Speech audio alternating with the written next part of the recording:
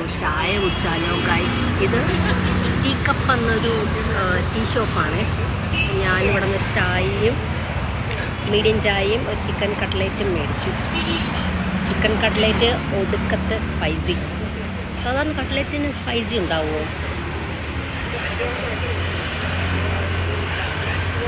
ഓ, വൃത്തികെട്ട ക്യാവിറ്റി. ഒരു ക്യാവിറ്റി ഉണ്ട് ഗൈസ്, കുഞ്ഞ് ക്യാവിറ്റിയാണ്. ഇപ്പോൾ ചായ കമ്മഞ്ഞാണ്.